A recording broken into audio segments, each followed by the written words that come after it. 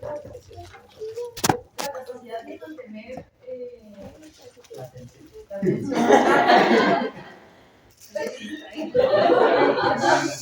Por eso tenía que hacer derechas una semana. Estábamos Aquí está, y aquí está. ¿Pudiste haber venido, Copito?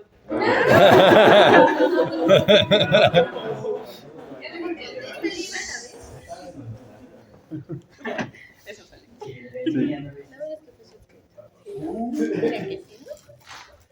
Entonces, sin decir que sea la capacidad de poner atención, ¿qué es la atención?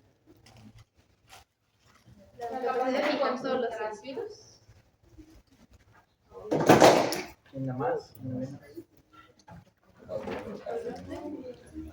¿La qué? Capacidad de enfocarse en un estímulo determinado. Va más o menos por ahí, ¿no? Es la capacidad que tenemos de orientar toda nuestra actividad psíquica hacia un estímulo que sea de interés, ¿no? ¿Cuántos tipos de atención conocen?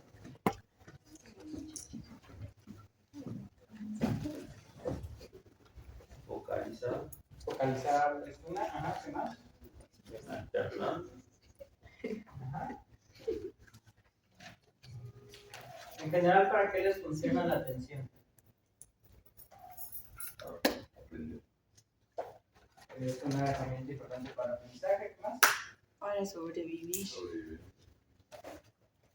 En general, todo lo que han visto hasta ahorita de los elementos de las ideas, del pensamiento, las percepciones, las sensaciones, todas esas herramientas son las herramientas que se conocen de vivenciar, ¿no? O sea, para que ustedes puedan experimentar algo, es necesario que puedan percibir, es necesario que puedan tener un pensamiento, ¿no? Es necesario que puedan tener la capacidad de lenguaje para que ustedes puedan tener todas estas vivencias, ¿no? Tanto la conciencia, la memoria, la atención pueden ser considerados también instrumentos de vivenciar. ¿Qué quiere decir esto? Que son necesarios para que las personas puedan procesar estas vivencias, ¿no? Es una forma en que nosotros vamos a relacionar nuestro medio interno con nuestro medio externo, ¿vale? ¿Cómo evalúan la atención? Y todos en su examen mental han puesto menos de una vez dirige, fija y mantiene. ¿Qué más? La dirección. Mira en el medio interno, en el medio externo. Si está aumentada o disminuida, tiene que saber qué procede. Ajá, ¿qué más?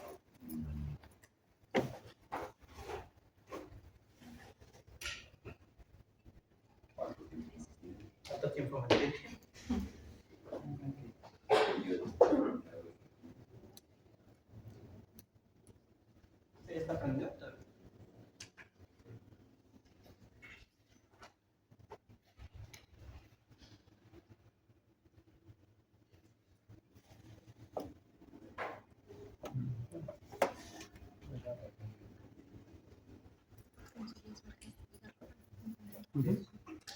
De triple.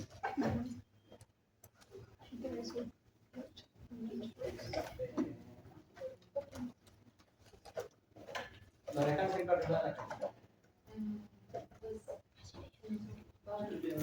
Tiene una patita al frente, ¿no? Para...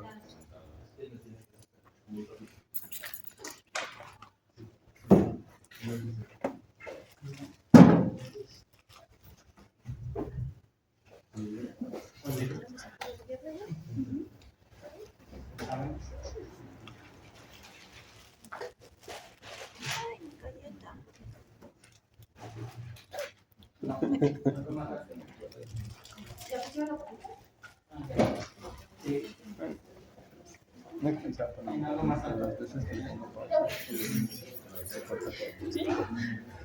Eso explica por qué hay clases que dejan 4 minutos y luego 45 minutos. Bueno, eso es más bien porque se cierra la tableta y se cae. Gracias. Y se cancela el video. Por eso no hay 24 minutos. Tus recortes 4 minutos. Tus recortes. 4 minutos es mucho tiempo. No es maratón. Son carreritas. Yo pensaba repartir más y dos. Es que pensaba. Vamos a repartir. ¿De la Virgen? Lo malo es que eso quedó bien. ¿Es cierto? El acoso a todos. Ay, no. Otra vez Espera mi denuncia. Ajá. No, de nuevo.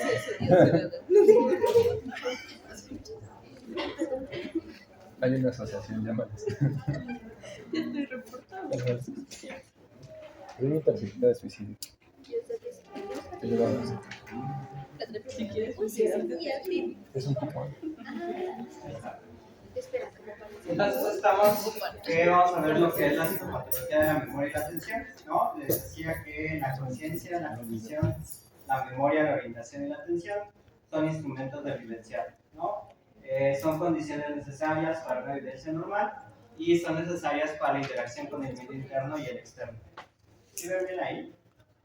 Un poquito oscuro. ¿Y si apagamos las luces? Para que Sí.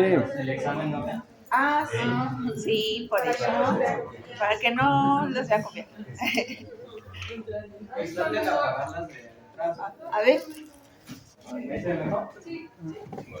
Bueno, entonces tenemos que la atención como definición va a ser toda aquella orientación que tiene nuestra actividad psíquica hacia algo que se desea experimentar, ¿vale?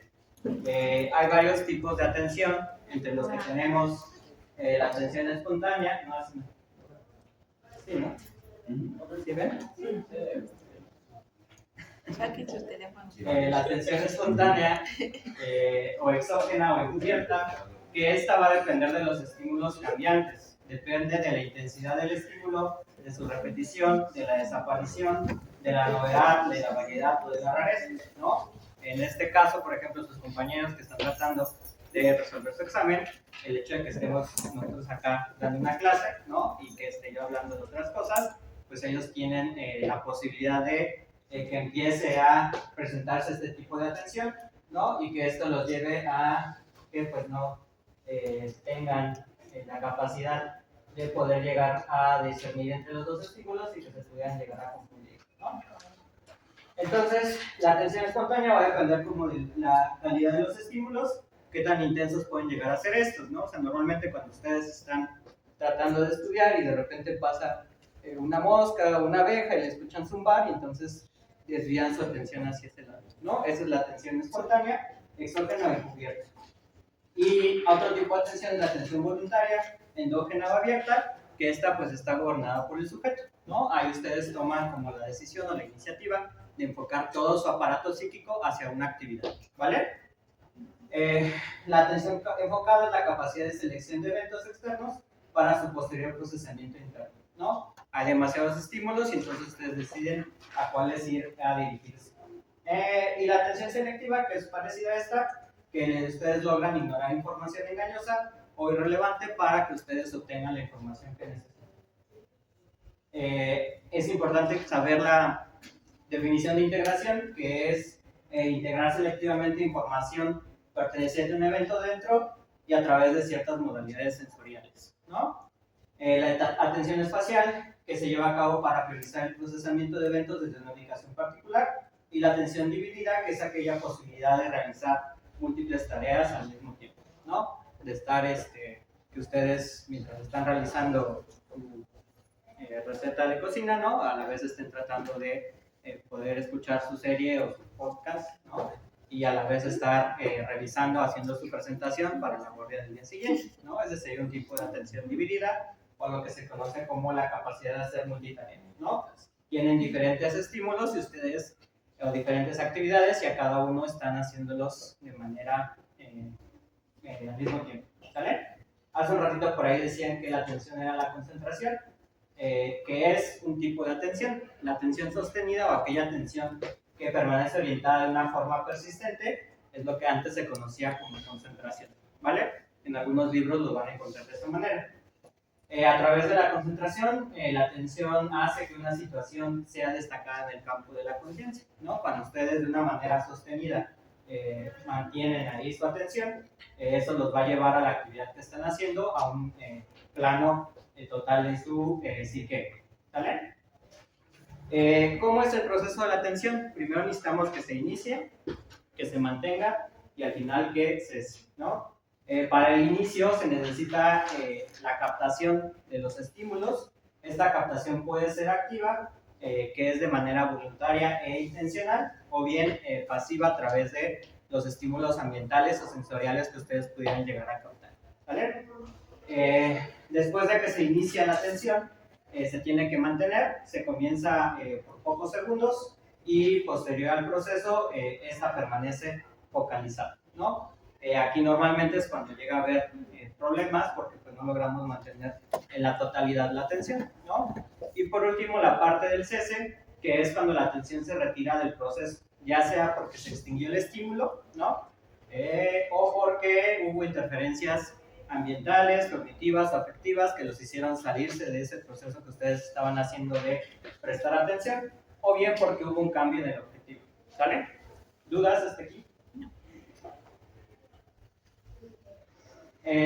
No es la finalidad de la clase, pero hay estructuras anatómicas relacionadas con las vías y los circuitos atencionales. Principalmente tienen que saber que está dado por la corteza prefrontal, ¿no? La corteza posterior parietal, la corteza temporal y los folículos superiores, ¿no? Que cuando hay lesiones a esos niveles, pues empieza a haber ciertas alteraciones o trastornos de la atención, ¿vale?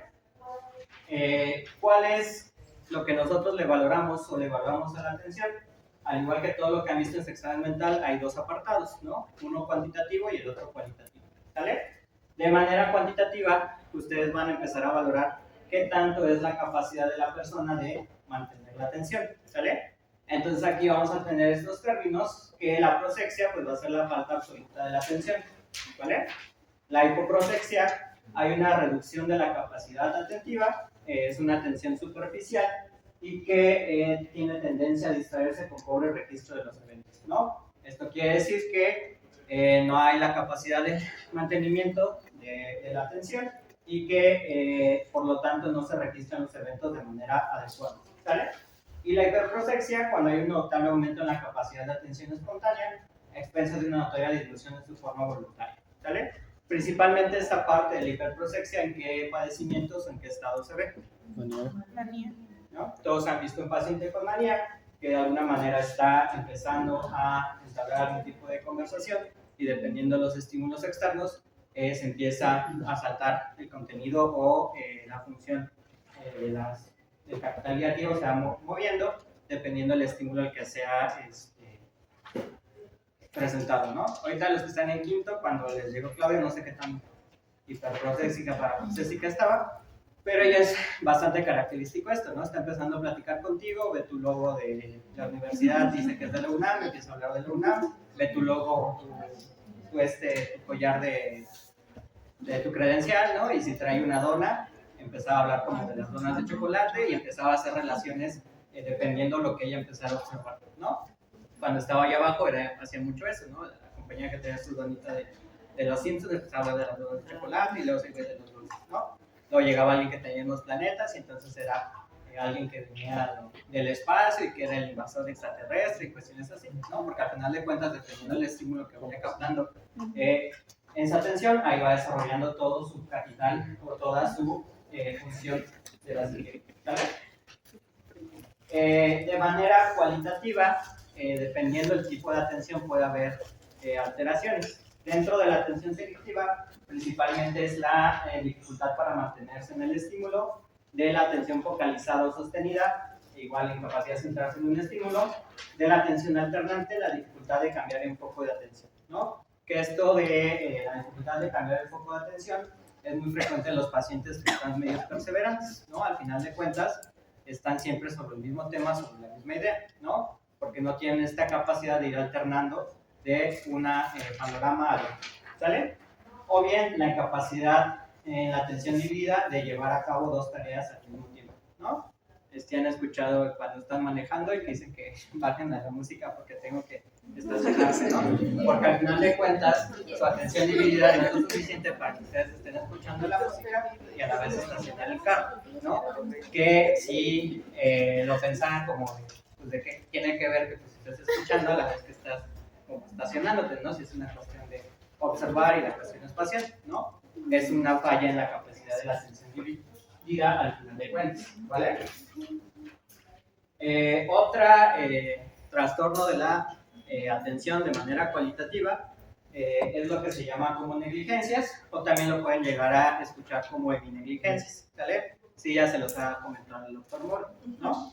Que es la falla a la hora de darse cuenta, responder, orientarse a través de estímulos, ¿no? Es una falla en la atención que está localizada en un lado, o sea, como si dividieran el lado derecho y el lado izquierdo, la persona no es capaz de captar todo lo que está en su lado donde está su lesión, ¿no? O contrario donde está la lesión, ¿sale?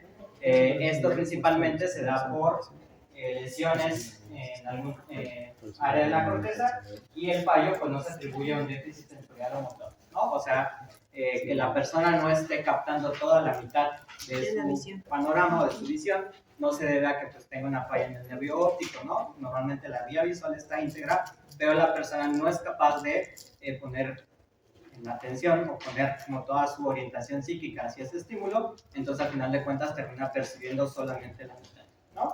Estas personas, aquí como la imagen se ve, se describe, ¿no? Que cuando los ven en consulta, que es bastante obvio, porque a lo mejor vienen arreglados nada más la mitad del cuerpo, nada viene la mitad rasurados, cuando empiezan a preguntar cómo están haciendo sus cosas, que igual nada más como que comen todo de un lado para otro, y todas las situaciones que ustedes pudieran llegar a observar, ¿vale?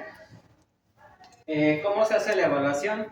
Principalmente dentro de todo lo que ustedes están haciendo en su entrevista y en su examen mental, pues al final de cuentas ahí se dan ustedes de alguna manera la idea de qué tanto la persona tiene la posibilidad de iniciar la atención, de fijarla, mantenerla y al final terminarla y cambiar otro estímulo, ¿no? Que esa es una forma, por decirlo de alguna manera, indirecta, ¿no?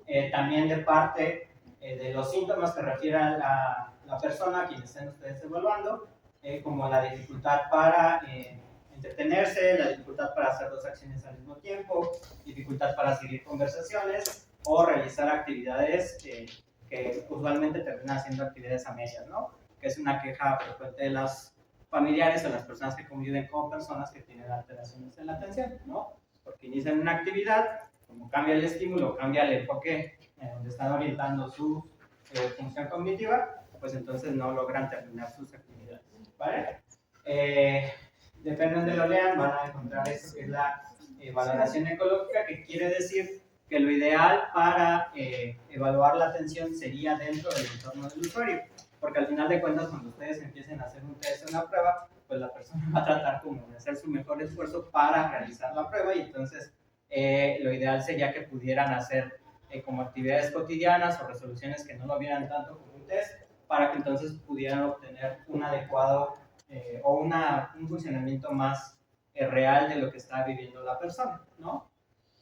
Esto pues ustedes pueden dar cuenta con sus compañeros, ¿no? Sus compañeros que les falla mucho la atención, ¿no? Si se ponen a observarlos, a veces es bastante curioso, ¿no? Pobre Iván ahí, que ya no sabe qué hacer. ¿Vale?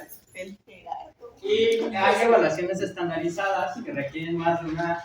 El problema de las evaluaciones estandarizadas es que no hay un test o una prueba que sea exclusivamente para la atención, ¿no? Por lo regular, aunque sean test sencillos o test fáciles de aplicar, se están valorando más de una función, o ahorita que veamos memoria, también es como, aunque son funciones dirigidas para la memoria, si la persona no está con la suficiente atención, pues va a salir alterada la prueba, ¿no? Y no precisamente porque tenga dificultades lésicas, sino porque hay una falla en el procesamiento de la atención, ¿vale?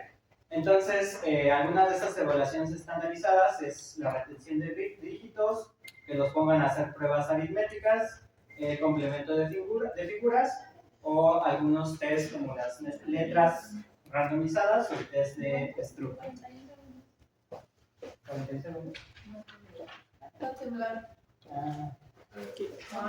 Le llegó aviso. Bueno, no servirá a su lado todavía.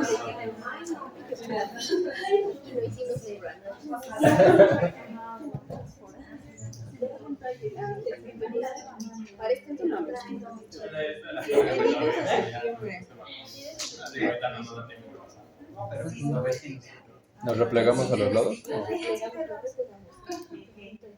¿Nos replegamos? Sí, episodio.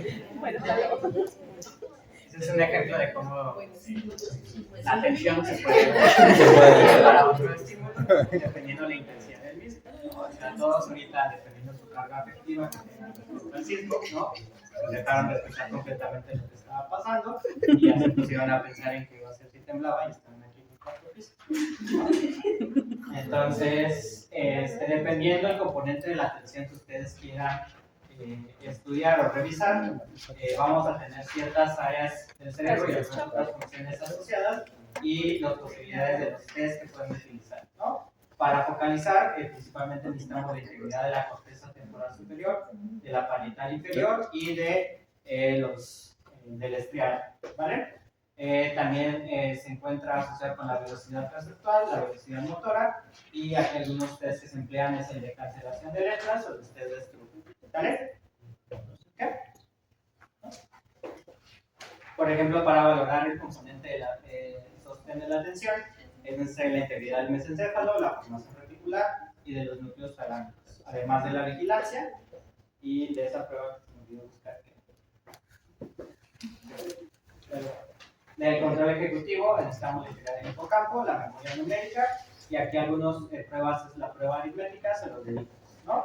Y para poder alternar la atención necesitamos de la corteza prefrontal, así como de flexibilidad cognitiva y algún ejemplo de esto es la prueba del brain making test, ¿vale?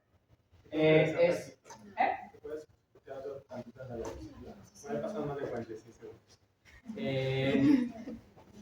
¿Qué es lo importante de la clase que le están dando ahorita? Por eso creo que yo creo que lo que más deberían de... Bueno, para empezar, cómo se miden los distintos tipos de atención, cuáles son las definiciones, lo mismo que ya les hemos dicho. Ya estamos en este segundo semestre, felicidades, ya más de 6 meses. Bueno, los de allá apenas están en el pasado todavía. Viajeros del tiempo. Ahorita vamos a entrar la próxima semana a los trastornos neurocognitivos mayores, que tampoco me han mandado la presentación y quieren hasta el día de hoy para mandarme el equipo de la próxima semana. Ya cierro paréntesis.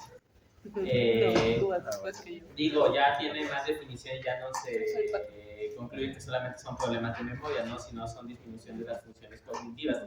Tienen que saber ustedes a qué se refiere, cuáles son las funciones cognitivas y cuáles son las que estén afectadas. Y justamente con lo que le está dando el doctor, con lo que ya les digo cómo se valoran algunas, si está afectada esa memoria o a su entrevista está afectada la memoria, la atención o la memoria o una función cognitiva en específico de un paciente, en ese momento si ustedes lo identifican, esa es la traducción de dónde puede estar la lesión, más o menos del paciente. Cuando hagan la clasificación de cuáles son demencias corticales o corticales, justamente ahí está la traducción. De una demencia cortical le va a dar este tipo de clínica. A lo mejor no sé si es Alzheimer, si es o alguna otra cosa, pero me va a dar este tipo de clínica y a mí me orienta, ¿no? Si es una subcortical me orienta porque va a tener este tipo de clínica, va a tener afectación de este tipo de cosas. O ya sus mismos propios, o los otros trastornos psiquiátricos que hemos visto, la depresión, ¿en qué áreas afecta? Porque si yo le hago un mock a una persona que vive con depresión, me va a salir afectada en ciertos apartados, pero no en otros, ¿no? Porque a un psicótico, a un paciente que vive con esquizofrenia va a afectar a uno, porque justamente ahí está la traducción clínica con la traducción, con el correlato anatómico, ¿no? Justamente es lo que tienen ustedes que ver. Y a lo mejor no se avientan el MOCA, digo, el MOCA es una prueba de tamizaje, no diagnóstica, ya la van a ver la próxima semana. Pero ya luego ven que en urgencia les encanta. No, hay que aplicarle un MOCA para ver si va a psicogeriatría o no. No me está contestando, no me sabe ni qué día es el día de hoy, pues ya sé que está mal el paciente, ya está demenciado, ¿no? ¿Para qué le voy a aplicar el MOCA, que es una prueba de tamizaje? Mejor, si ya tengo a mi paciente, pues lo mando a la habitación para que le hagan una batería, ¿no? Completamente, y no nada más el MOCA.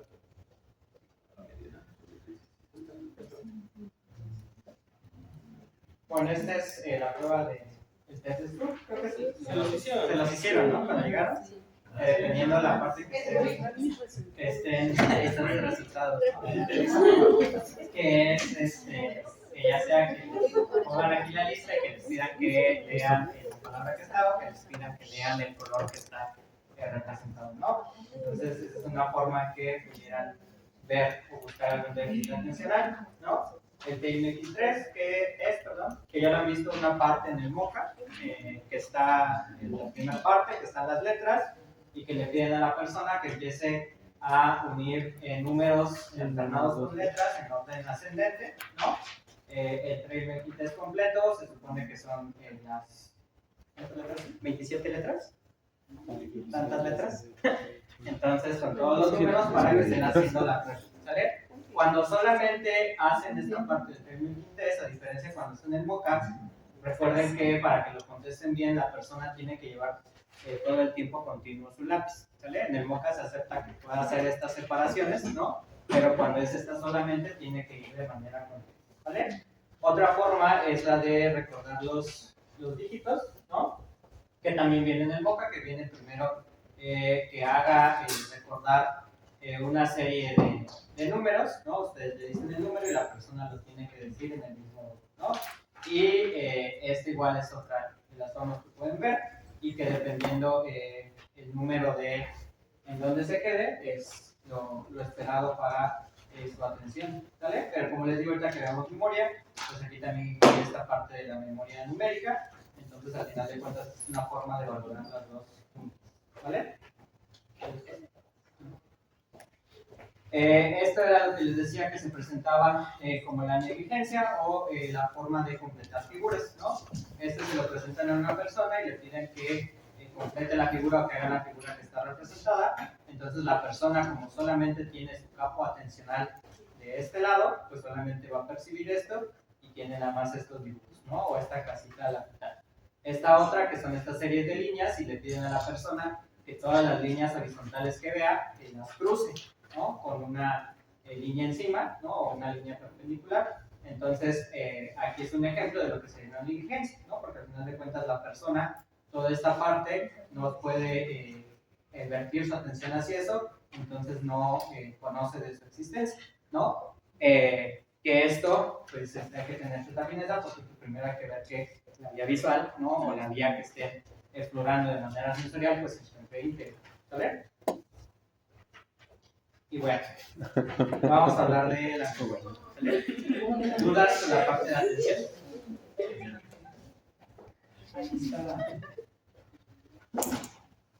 Dudas o preguntas con atención. Les digo, lo importante más que nada es que identifiquen bien cómo se evalúa. Como ya les dijo, hay una prueba exclusiva que valora ansiedad, pero se dan cuenta, ahora están valorando más cosas conforme van platicando. Yo siempre les he dicho, la mejor manera de saber que tiene un paciente es platicando con hablen con el paciente o quien quiera, ¿no? Hablen con la persona. O sea, luego se van a dar cuenta si desde la mierda si hace algo, cómo va su pensamiento, cómo están fluyendo sus ideas, cómo está su atención, y se van a dar cuenta de muchas cosas. Ya las escalas, otras cosas que tengan, pues le complementan su valoración.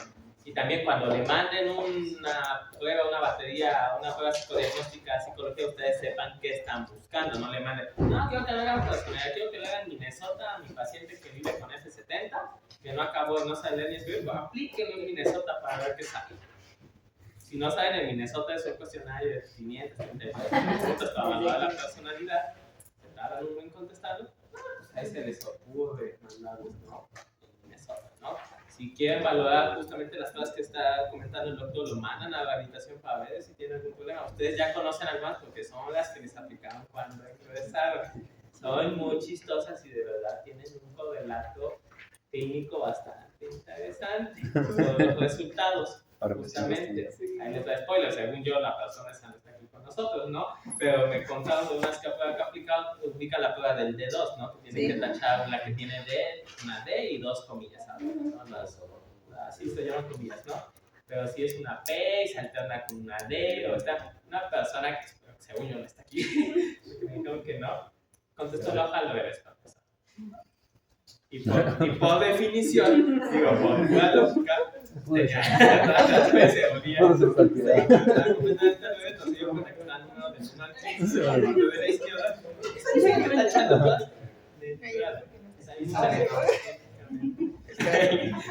Clínicamente se dan muchas cosas en el discurso. Y yo se los dije a una persona que tiene una alteración en el pensamiento, que no es coherente, una persona que tiene menos patrones, hay algo acá ahorita.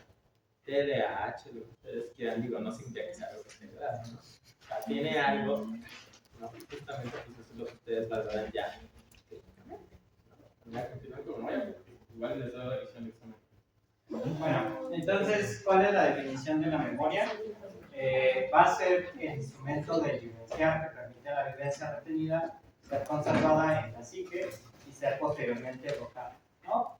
Permite ampliar la referencia en el tiempo y dar una noción a lo transcurrido desde esta experiencia poderlo extrapolar al tiempo venidero, ¿no?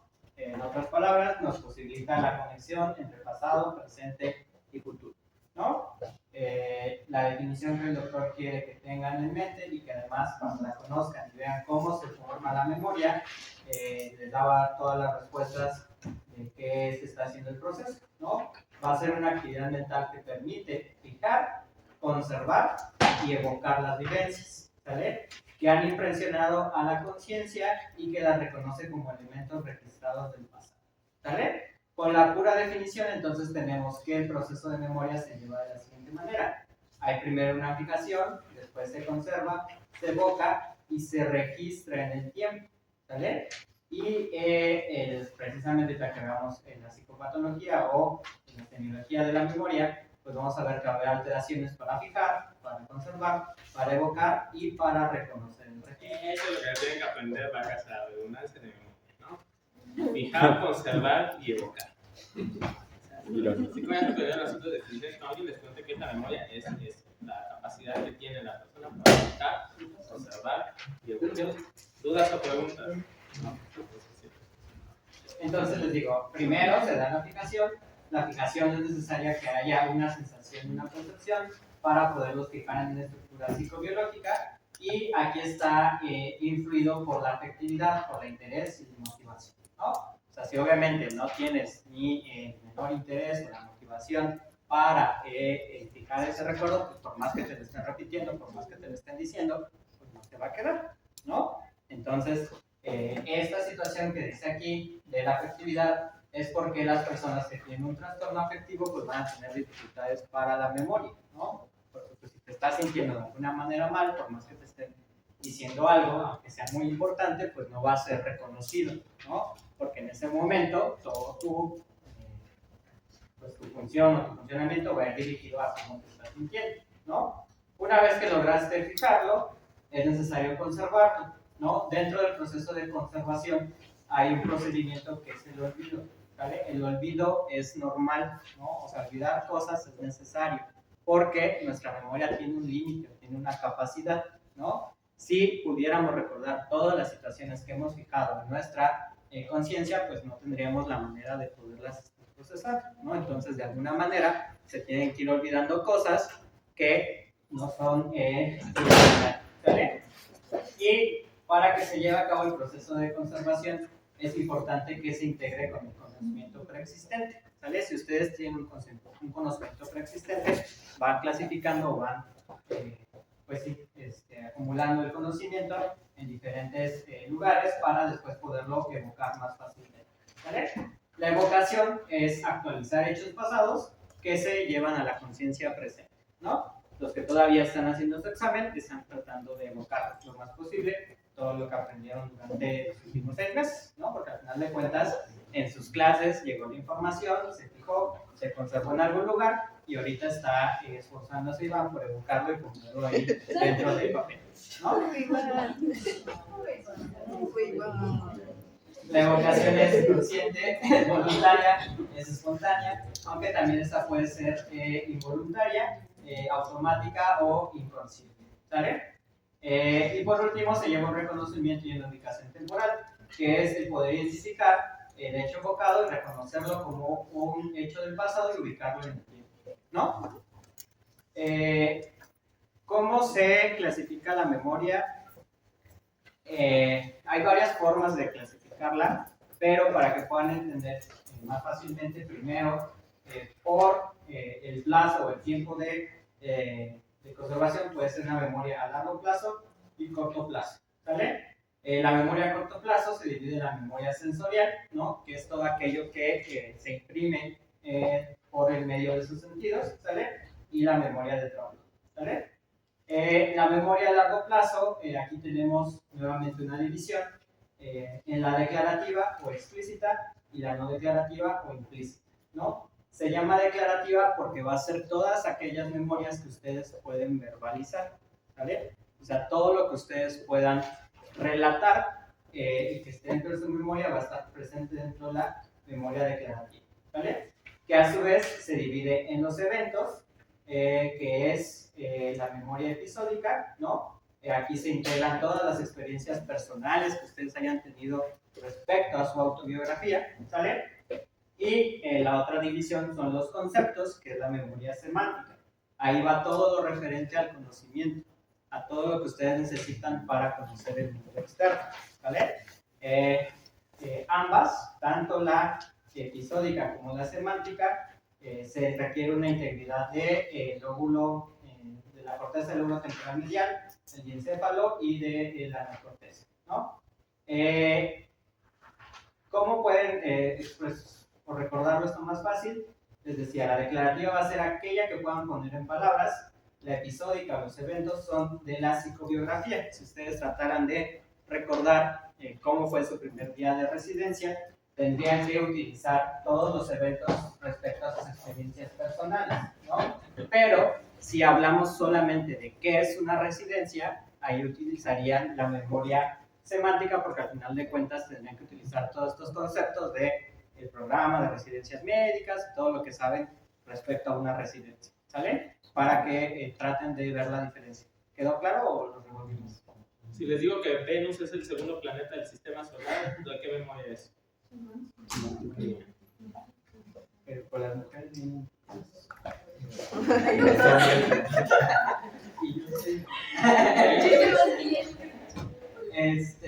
Y la no declarativa o implícita es aquella que no pueden ustedes llegar a verbalizar, ¿no?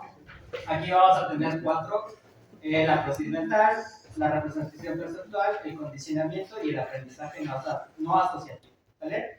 De procedimientos principalmente de referencia a las habilidades motoras, y aquí necesitamos la integridad de los núcleos de la base o los ganglios basales, como quieran decir, y del músculo esquelético, ¿no? Aquí van todas estas situaciones que ustedes pues están haciendo, que han aprendido y que tienen que ver con las habilidades motoras, ¿no? Cada vez que empiezan a caminar, cada vez que empiezan a hablar, pues están utilizando una serie de músculos y no es necesario que estén recordando que pues una pierna va enfrente y luego la otra y toda esta situación, ¿no? ¿Vale? La representación perceptual, o también lo que se llama screening perceptual, que se encuentra dentro de la corteza sensorial y asociación, ¿no? Esta principalmente se da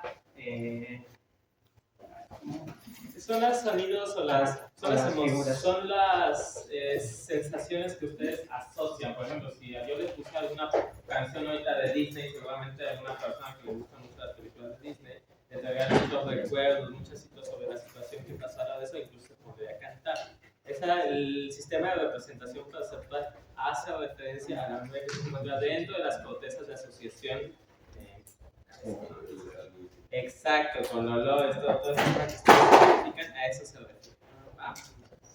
Y respecto al condicionamiento que se encuentra dentro del cerebelo, es esta forma de aprendizaje asociativo, ¿no? El ejemplo clásico del condicionamiento que hizo Pavlov, ¿no? Que ahora si lo vieran cuando ponía la campanita, ¿no? Y entonces le daba de comer al perro. Después, cada vez que el perro escuchaba la campanita, sabía que era para ir a la hora de la comida, ¿no? Ese es el condicionamiento o el aprendizaje asociativo, y el aprendizaje no asociativo, que es a través de la habituación y sensibilización, ¿vale? Que esto es lo contrario a lo que se ponía en el ejemplo del condicionamiento, ¿vale? ¿Dudas hasta aquí? ¿Cómo no asociativo, perdón?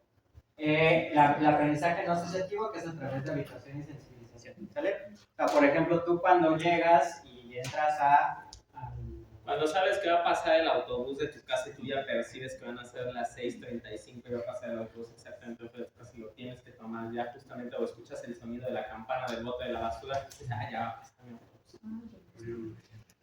Pues que no, o sea, que no tenía como que alguna relación, pero tú lo estás estableciendo dentro de tu cabeza por algunos estímulos o cosas que pasan. Digo, ponen el ejemplo en el libro del metro que pasa en Europa, ¿no? Pues, Digo, puede que pase en Europa, ¿no?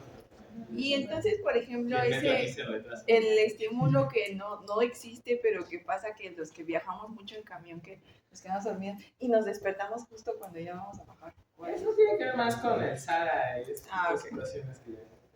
Mexiquenses. Regresa a la defunción. Sí, ya. Lo mismo pasa. Ahí está el lugar anatómico donde ustedes se tienen que checar. Si tienen alguna placa, si tienen alguna situación, dicen, no, esto me orienta más a una demencia subcortical, no me orienta más a un Alzheimer, ¿no? Ustedes saben cuáles son mis subcorticales. Si tengo alguna demencia tipo frontal, pues justamente qué es lo que pueden encontrar, ¿no? Cuento cuando están entrevistando al paciente, esa es la traducción de su MOCA o de su mini-mental. Cuando lo hacen, ven que falla ahí el paciente, porque probablemente la lesión debe estar por acá.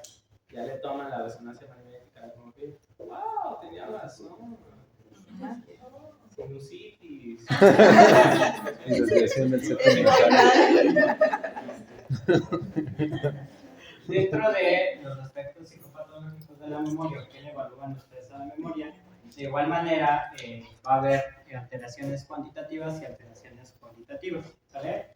Dentro de las alteraciones cuantitativas tenemos lo que es de hipermnesia, que hace más bien a la referencia en la fase evocativa, ¿no? No quiere decir que aumentas tu capacidad de almacenar, sino la capacidad de estar evocando recuerdos, ¿vale? Que pudiera ser en una gran riqueza en recuerdos, o otra que también se conoce dentro de esas hipermnesias como hipermnesia ideativa, que es la capacidad evocativa selectivamente centrada en un hecho, en una idea, ¿no? O sea, que te gustan mucho los Pokémon, ¿no? Y entonces tienes la capacidad de poder evocar todos los Pokémon que existen, ¿no? Pero te preguntan qué día soy, quién sabe, ¿no? O la memoria panorámica, ¿no? Que en esta se rememoran acontecimientos vitales que con una gran viveza, pues sí, o sea, que se recuerdan como con gran vividez, ¿no? Esto puede estar presente en personas con alteraciones de crisis funcionadas o en epilepsia, ¿vale? Dentro de cuando se empieza a disminuir la memoria, tenemos la hipognesia, que es la disminución de la actividad sin perder el total de la misma, ¿no? Y esta puede estar relacionada con la disminución de la capacidad atencional, ¿no? Lo que decía hace un ratito. Si no tienes la suficiente atención para poder dirigir el estímulo o poderlo registrar, pues eso se va a traducir en disminución de la memoria, ¿no? La hipognesia de fijación, que es esta parte que les estoy diciendo como dificultad para poder fijar el recuerdo de manera inicial, puede estar presente en las fases iniciales de los trastornos demenciales o bien en los trastornos del estado del ánimo. Y pues la amnesia, que es la incapacidad de aprender nueva información con un nivel de atención adecuado, o también la incapacidad de evocar información previamente aprendida, ¿vale? Dentro de las amnesias vamos a tener como otra forma de poderlos clasificar de acuerdo a cómo se está presentando el déficit, ¿vale? Si hablamos del tiempo, vamos a tener que, a partir de que no puedes evocar recuerdos que ya previamente habías tenido o que ya habías fijado anteriormente, esa es una alteración o una amnesia retrógrada, ¿no? Que es la incapacidad de poder recuperar sucesos, ¿vale? Cuando la alteración viene en capacidad de eventos posteriores que no los puedes volver a fijar, entonces es una alteración de una amnesia anterograda, que es la incapacidad de obtener nueva información, ¿vale? De acuerdo a su extensión, si es sistemática, quiere decir que hay una asociación temporal o una asociación afectiva posterior a algún evento afectivo, un evento temporal, en el que se pueda llegar a presentar la amnesia, ¿no? Cuando son cualitativas parciales, que los recuerdos ligados a una determinada función sensorial son los que no se pueden llegar a evocar, ¿no? O sea, que de todos los recuerdos que pudieras llegar a asociar a través de un estímulo sensorial, como puede ser el olfato o el gusto, no los puedas evocar, ¿vale? Y de acuerdo a su evolución, tenemos aquellas que son progresivas, que también de alguna manera son irreversibles, permanentes, que vendrían en todos estos síndromes demenciales, ¿no? O en aquellas que se presentan de manera periódica, es decir, que por una situación se tiene la pérdida o la dificultad para evocar el recuerdo, pero cuando se vuelve a entrar a una situación similar o una crisis similar, se vuelve a obtener este evento, ¿no? Que es lo que pasa cuando alguien se disocia, ¿no? O sea, cuando te disocias, todo lo que pasó dentro del estado disociativo, ya después de que te dejaste de disociar, pues ya no recuerdas, ¿no? Pero si te viene otra vez otra crisis y vuelves a tener esa disociación, ahí recuerdas los eventos previos, ¿no? Ahí puede entrar algo efectivo. Y dentro de los trastornos cualitativos, aquí depende de donde lo vean, van a ver que se conoce como paragnesias, o también que hacen la diferencia entre lo que es la pseudología, la fabulación y la confabulación, ¿vale? ¿Qué es la pseudología? Es la deformación del recuerdo en la que se refieren hechos, narraciones modificadas, distorsionadas, con detalles inexactos, cambios sutiles que no corresponden a lo sucedido, ¿no? Todos han conocido a alguien que pues, tenga esta cuestión de la pseudología, que también lo pueden encontrar como pseudología fantástica, ¿no? Que son personas que empiezan a narrar situaciones que pasaron y que cada vez va generando como detalles diferentes o acciones que parecieran no ser como del todo que hayan sucedido, ¿no? La diferencia o el principal objetivo de la pseudología fantástica viene en que la persona busca el reconocimiento o busca de alguna manera resultar interesante, ¿no? También en algunos lugares lo ponen como que esto es parte de la mitomanía, ¿vale? Doc, una duda. Entonces, ¿ese es voluntario? Sí. La fabulación es toma por recuerdos auténticos o fantasías de la imaginación y hay una falsificación retrospectiva, ¿no? La fabulación y la confabulación, la persona no sabe que está ni fabulando ni confabulando, ¿no? En la pseudología fantástica la persona sabe que pues obviamente no tiene un Camaro ni que está ni que mañana se va a ir a un crucero por las Bahamas, ¿no? Pero entonces lo empieza a contar para ser una persona interesante, ¿no? Que es una persona interesante y que las demás personas pues, mantengan esa atención sobre ellos, ¿no? Y en cambio en la fabulación hay recuerdos que pudieran ser auténticos o fantasías de la imaginación y hay una falsificación retrospectiva, ¿no? O sea que yo de repente, ustedes de repente un recuerdo o lo empiecen a adicionar con algo que estuvo en su campo de la imaginación, pero ustedes creen que realmente pasó, ¿no? Y la confabulación, que es muy parecido, pero consiste como consecuencia del intento de rellenar lagunas mnésicas, ¿no? Esto principalmente se describe en un tipo de demencia que es la asociada al alcohol, ¿no? El síndrome de Korsakoff, que las personas, para rellenar como esos huecos de todo lo que pasó alrededor de su vida, el último día empiezan a crear o a generar relatos, ¿vale? Entonces, la persona está creando todas estas memorias para rellenar esos huecos que sabe que se encuentran, ¿vale? También se puede encontrar los falsos reconocimientos en los que afecta el reconocimiento y localización. Se cree conocer personas en lugares que nunca antes visto y tienen la convicción de conocer a la persona o haber estado en el lugar, ¿no? Y que se parece un poco a esta parte de la criptomnesia, que es el recuerdo. El recuerdo deja de serlo al momento de su actualización, ¿no? Al momento en que la persona evoca un recuerdo, no lo reconoce como tal y parece que la idea es nueva y personal, ¿no? O sea, esto es como una forma de autoplagiarte, ¿no? Viene el recuerdo, lo evocas, pero cuando lo evocas ya no lo representas como un recuerdo. Entonces crees que es una idea nueva o algo que está siendo como que apenas se te está ocurriendo, ¿no? Cuando realmente es algo que ya habías tú de alguna manera recordado, ¿vale? ¿Cómo evalúas eso? ¿Cómo te das cuenta que es Familiar.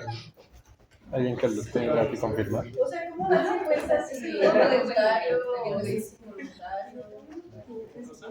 De lo de la criptomnesia, esto que les digo que el autoplagiario, de que tienes un recuerdo que cuando lo llegas a evocar ya no sabes que era un recuerdo y que ahora lo vives como una experiencia nueva. O sea, ¿cómo? Ajá, o sea, tú ahorita te acuerdas del chiste y el chiste te lo habían contado ayer y ahorita que lo empiezas a decir te acaba de ocurrir a ti el chiste. o sea, esa parte de evocar algo que ya tenía como de forma almacenado como Es un como un déjà recuerdo, vu, pero inconsciente. que en el momento en el que lo evoco es algo nuevo para mí. O sea, Es por los sueños, cuando sueñas con algo que ya... Como un déjà vu, pero Sí inconsciente. entra dentro ¿no? de esto, lo que es el déjà vu, se llama el vu. Pero en el déjà vu tú tienes la sensación de que la vivencia actual ha sido ya experimentada con anterioridad. Pero la persona sabe que este es como esta extrañeza, es decir, es que siento que esto ya lo viví, pero sé que pues nunca he estado aquí, ¿no? Pero tengo esa sensación como si ya lo hubiera vivido. Eso es un déjà vu. Y el déjà vu es al revés, ¿no? O sea, que una sensación que ya habías pasado, ¿no? Y que ahorita la estás experimentando como nueva. Nada más que en estas dos la persona sabe o tiene esta sensación de extrañeza de que ya ha sucedido, ¿no? En el otro, en teoría, pues no te das cuenta de que estás relatando un recuerdo y lo estás presentando como una idea nueva. O sea, la definición la entendí, pero si Con nos el- preguntas cómo evaluarla, Yo creo que sí, ¿no? Cuando... o sea, es como si ahorita ustedes en este momento empezaran a decir que se les acaba de ocurrir que el mecanismo de los antipsicóticos es a través del bloqueo de los receptores de dos, ¿no? Y entonces que ustedes estén convencidos que esa asociación ustedes la acaban de descubrir, ¿no? Y que no es resultado de que pues, ya lo han explicado, de que ya lo han revisado como un conocimiento previo. O sea, yo así entendí que era eso de la criptominacia, pero... y por ejemplo, la mitomanía y así, ¿cómo saber si es voluntaria? Pues principalmente por la ganancia. En la mitomanía o la psicología fantástica va a haber un componente en que la persona quiere ser reconocido, quiere que esta situación, lo que está diciendo, lleve al agrado de terceros o que lleve a alguna situación que le beneficie. Lo puedes llegar a reconocer, pero este hecho no es propiamente intencional, ¿no? O sea, sí lo puede llegar a reconocer y decir, ching, sí. No, pero no es como que lo esté generando el a propósito. Recuerden que pocas cosas se hacen a propósito en esta vida. Algo que tiene que tener muy en mente. ¿No? Al final de cuentas siempre hay cosas que los dirigen, estos impulsos que los dirigen hacia unas acciones. Ya después dicen, no, pues justo el comentario que hice, ¿no? Pero no necesariamente es que, o sea, no es como que, no, sí, porque eso ya sería mentira, ¿no? O sea, sí les voy a decir ahorita todo, o sea, más que nada que lo van generando, pero tampoco lo controlan. Es por algo de impulsividad, ¿no? Dentro de eso. Ya, o sea, sí lo reconocen que no es cierto, ¿no? Pero sí.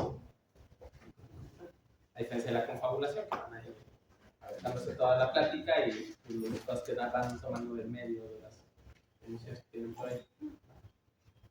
¿Cómo se evalúa la memoria? Principalmente a través igual, de la entrevista, ¿no? Si estamos viendo que hace un ratito que decíamos que la memoria declarativa estaba la episódica, que era respecto a los sucesos de la persona, pues cada ustedes que empiezan a entrevistar, cómo fue que empezó a sentirse así, que hacía cuando era niño y todas estas situaciones, ahí ustedes están evaluando ese tipo de memoria, ¿no?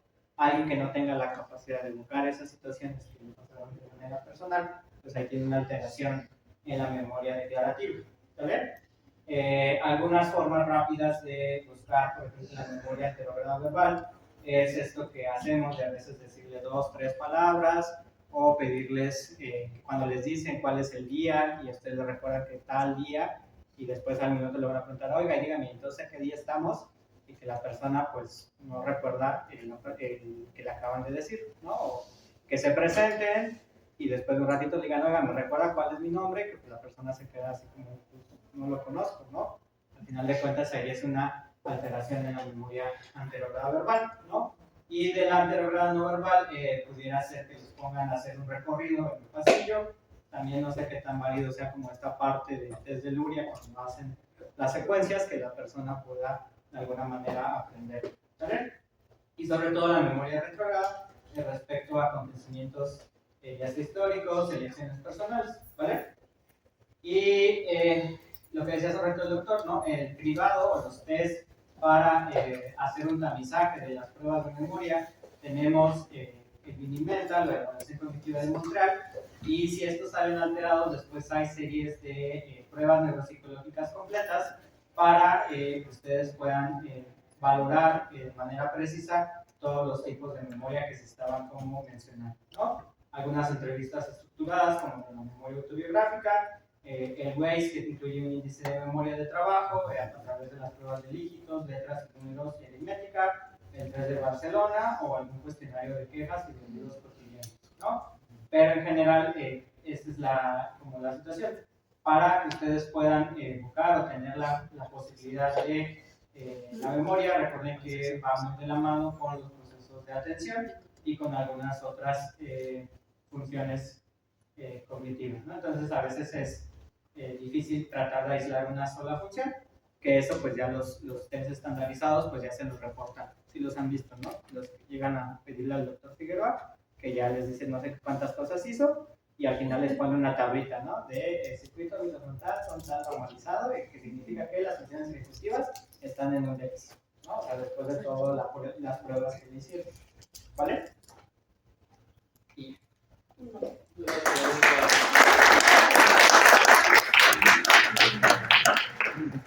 ¿Tienen la revisión del examen ahorita? Ya,